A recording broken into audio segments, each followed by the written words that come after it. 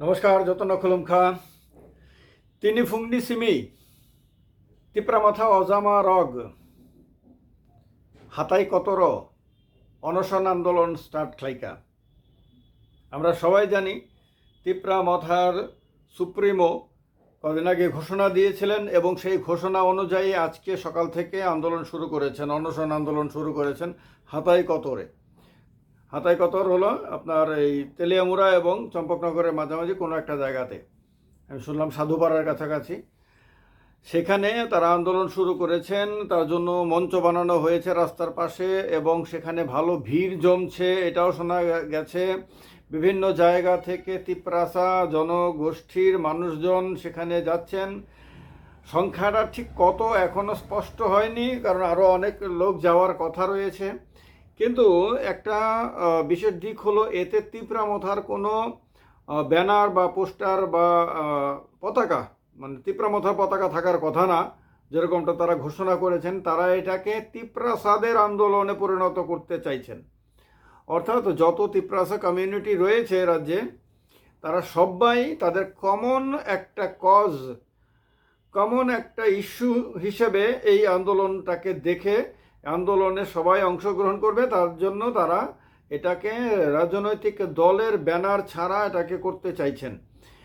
এবং দেখা গেছে গতকালকে তাদের তরফ থেকে আইপিএফটির কাছে আবেদন জানানো হয়েছে অন্যান্য রাজনৈতিক দলগুলোর যারা তিপ্রাসা নেতারা রয়েছে বা ট্রাইবাল নেতারা রয়েছেন, তাদের কাছেও তারা সমর্থনের জন্য আপিল করেছেন। তারা চাইছেন যে এটা কোনো একটা রাজনৈতিক দলের না করে সবাইকে নিয়ে একটা ঐক্যবদ্ধ আন্দোলন, যাতে তাদের আন্দোলনের ব্যাপকতা বাড়ে, পরিসর বাড়ে এবং তার শক্তিটা বেড়ে যায়। এবং সেই অবস্থাতে ভারত সরকার এবং রাজ্য সরকার বাধ্য হয়ে আন্দোলনের চাপের কাছে নতি স্বীকার করে তাদের যে দাবিগুলো, সেই দাবিগুলো মানতে বাধ্য হয়। মূলত এই পরিকল্পনা নিয়েই যে তারা আন্দোলনটা মানে সাজিয়েছেন এবং শুরু করেছেন, সেটা বোঝা যাচ্ছে। এখন দেখার বিষয় যে তিপ্রাসা জনগোষ্ঠীর তরফ থেকে, সাধারণ মানুষের তরফ থেকে কতটুকু তার প্রতি সমর্থন। কারণ আজকে শুরু হয়েছে, অলরেডি শুরু হয়ে গেছে, তাদের বিভিন্ন নেতারা বক্তব্য রাখছেন, বিরোধী দলনেতা থেকে শুরু করে বিভিন্ন নেতারা তারা বক্তব্য রাখছেন। এখন দেখার বিষয় যে বাদবাকি যে দলগুলো রয়েছে, তার মধ্যে অতীতে আমরা দেখেছি ত্রিপুরা রাজ্যে তিপ্রাসা রাজনীতিতে, পাহাড়ের রাজনীতি বিশেষ করে, তাতে সিপিএম মাস্টার ছিল। যদিও এখন সিপিএমের সেই প্রতাপ আর নেই, সেই গ্রহণযোগ্যতা বা সেই দখল আর নেই পাহাড়ের রাজনীতিতে, কিন্তু সিপিএমের কিছু তো সমর্থক রয়েছে, কিছু নেতা তো রয়েছেন। এখন তারা এই আন্দোলন মঞ্চে গিয়ে হাজির হন কিনা, তারা সেই আন্দোলনে যোগদান করেন কিনা, সেটা দেখার রয়েছে। আইপিএফটি যে দলটি শাসক দল বিজেপির সঙ্গে মিলে রাজ্য সরকারে রয়েছে, তাদের একজন মন্ত্রীও রয়েছে, সেই আইপিএফটি এই আপনার অনশন আন্দোলনে অংশগ্রহণ করে কিনা, তাদের কর্মী সমর্থকরা তাতে যোগদান করে কিনা, সেটাও দেখার বিষয় রয়েছে।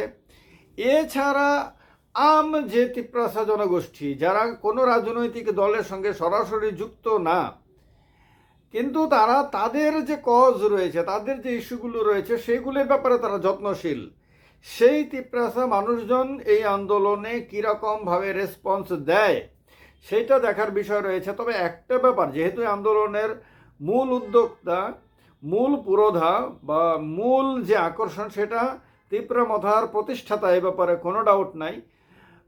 এবং তিপ্রামথার প্রতিষ্ঠাতা বা তিপ্রামথার সুপ্রিমোর উদ্যোগেই যে আন্দোলন, সেটাও স্পষ্ট।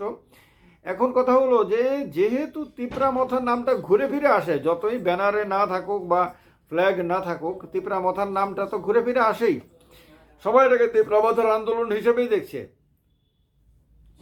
যেহেতু এটা দেখার বিষয় যে তিপ্রামথা আপনার বিধানসভাতে প্রধান বিরোধী দল হয়ে গেছে, এতগুলো 13টা বিধানসভার সিট দখল করেছে, আপনার সমগ্র এডিসির দখল তার অধীনে তার রয়েছে, এডিসি পরিচালনা করছে।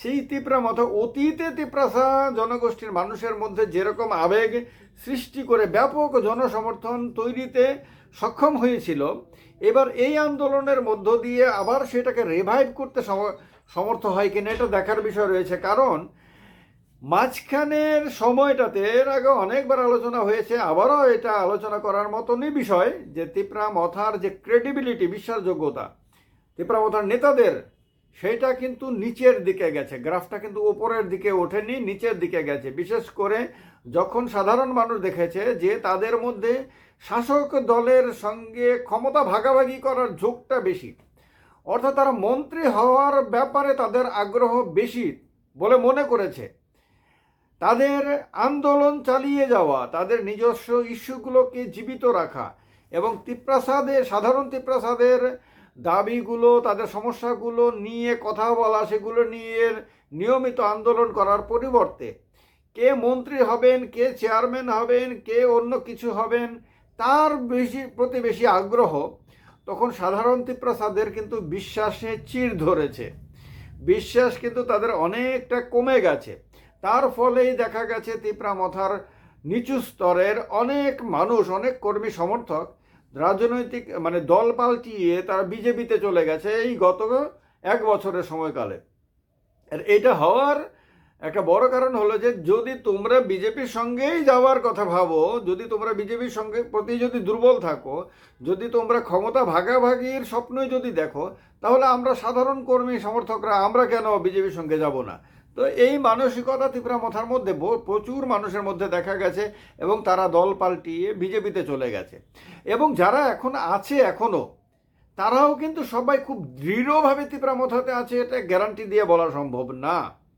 কারণ নেতারা যদি দোদুল্যমান হয়, নেতারা যদি ইনডিসাইসিভ হয়, নেতারা যদি সিদ্ধান্ত নিতে দেরি করেন, ভুল করেন, অথবা সিদ্ধান্ত নিতে তারা দক্ষতা দেখাতে না পারেন, তারা যদি নিজেদের ওপরে মানুষ যে দায়িত্ব দিয়েছে তাদেরকে কিন্তু সরকারের বিরোধিতা করে সরকারের কাছ থেকে তাদের দাবিগুলো ছিনিয়ে নিয়ে আসার দায়িত্ব দিয়েছেন, তার কারণে প্রধান বিরোধী দল করেছে, অন্যথায় তাদেরকে শাসক দলে পরিণত করত। তো ক্ষমতা যেহেতু তাদের হাতে মানুষ তুলে দেয়নি, তার মানে মানুষ বলতে চেয়েছে যে তোমরা আমাদের হয়ে আন্দোলন করো, আরও 5 বছর আন্দোলন করে সরকারের কাছ থেকে সরকারকে বাধ্য করো আমাদের যে দাবিগুলো, আমাদের যে চাহিদাগুলো সেগুলো পূরণ করতে আর আমাদের সমস্যাগুলো দূর করতে। এই কাজটা যদি না করে ঠিকভাবে, এই জায়গাতে যদি একবার বিরোধী দল অর্ধেক শাসক দল, এই রকম দোদুল্যমান অবস্থাতে কোনো রাজনৈতিক দলকে সাধারণ মানুষ দেখতে পছন্দ করে না। এটা তিপ্রা মথার নেতারা বোধহয় এখনো পর্যন্ত বুঝে উঠতে পারেনি। এটা ত্রিপুরা রাজ্যে কংগ্রেস এবং সিপিএমের নেতারাও ঠিক বুঝে উঠতে পারছে বলে মনে হচ্ছে না, কারণ তারাও কিন্তু আন্দোলন বিমুখ, তারাও আরাম আয়েসের জীবনযাপনই করছে। যে সিপিএম এক সময়ে সর্বহারার একনায়কত্ব প্রতিষ্ঠার কথা বলতো, এক সময়ে বড় মহান বিপ্লবের, এখনও মহান বিপ্লবের বিভিন্ন দিনগুলোতে তারা ফুলমালা নিয়ে আপনার করে আকাশের দিকে হাত ছুঁড়ে আকাশে ঢিল ছড়ে বা আকাশকে ঘুষি দেখায়। তো সেই সিপিএমের নেতারা কিন্তু এখন যথেষ্ট আরামে আয়েসে আছে, তারা আর এখন আর আন্দোলন করে না। আন্দোলন করলে বুড়ো মানুষদেরকে নিয়ে খুব সহজে কম পয়সা খরচ করে, কম পরিশ্রম করে আগরতলাতে 2-1টা জায়গা আছে যেখানে তারা বসে টসে একটা বিকেলবেলাতে এক ধরনের বেড়ানো হলো আর একটু আন্দোলন হলো, পরের দিন মিডিয়াতেও তাদের ছবি আসবে। মোটামুটি একটা ভদ্রলোক গোছের একটা বুদ্ধিজীবীরা যেরকম করে আর কি, সেরকম একটা সিস্টেম বানিয়ে নিয়েছে। তো এই জায়গাতে সিপিএমকে নিয়ে মানুষের অত মাথা ব্যথা নাই, কংগ্রেসকে নিয়েও মানুষের মাথা ব্যথা কিন্তু অতটা না। এটা একদম রিয়েল ফ্যাক্ট। মানুষের মাথা ব্যথা তিপ্রা মথাকে নিয়ে আছে। সারা ত্রিপুরাতে তিপ্রা মথাকে নিয়েই যা একটু আলোচনা হয়, কংগ্রেসকে নিয়ে আলোচনা হয়, সর্বভারতীয় কংগ্রেসকে নিয়ে। সিপিএমকে নিয়ে কোথাও আলোচনা হয় না, না সর্বভারতীয় ব্যাপারে না লোকাল ব্যাপারে। এটাও রিয়েল ফ্যাক্ট, কারণ আলোচনা করার মতো সিচুয়েশন তারা ক্রিয়েট করতে পারেনি। কিন্তু তিপ্রা মথা যেহেতু প্রধান বিরোধী দল আছে, তাই সে চাক বা না চাক, কিছু করলেও সে আলোচনার মধ্যে থাকবে, কিছু না করলেও আলোচনার মধ্যে থাকবে। এটা বুঝতে তিপ্রা মথার নেতারা এখনো পর্যন্ত সক্ষম হয়নি। তবে এই আন্দোলনের সিদ্ধান্তটা কতটুকু যে খুব সুচিন্তিত সেটা এখনো বোঝা যায় না। বোঝা যাবে আন্দোলন কয়েকদিন চলার পরে, যখন চ্যালেঞ্জ আসবে, তখন শারীরিক অবনতি হবে, যখন আপনার মানে সরকার খুব আগ্রহ দেখাচ্ছে না সরকার নেগলেক্ট করছে, এই রকম সিচুয়েশনগুলিতে বোঝা যাবে তারা কতটুকু দৃঢ়তার সঙ্গে এই আন্দোলন চালিয়ে যায় এবং তারা এটা কতটুকু দূরদর্শী চিন্তাভাবনা নিয়ে আন্দোলনটা শুরু করেছে, তখন সেটাও বোঝা যাবে। আপাতত এইটুকুই বোঝা যাচ্ছে যে আন্দোলন তারা শুরু করেছে, তারা ঘোষণা দিয়েছিল, ঘোষণা অনুযায়ী তারা শুরু তো করেছে অ্যাটলিস্ট। এই শুরু করার পরে এটাকে কতক্ষণ পর্যন্ত ধরে রাখতে পারে এবং তারা তাদের দাবি আদায় করতে কতটুকু সক্ষম হয় সেটা দেখার জন্য সারা রাজ্যের মানুষের, এমনকি রাজ্যের বাইরেরও অনেক মানুষের ডেফিনেটলি আগ্রহ থাকবে। আপনাদের মতামত অবশ্যই কমেন্ট বক্সে কমেন্ট করে জানাবেন। যতন খুলম খা, সবাই ভালো থাকবেন। নমস্কার।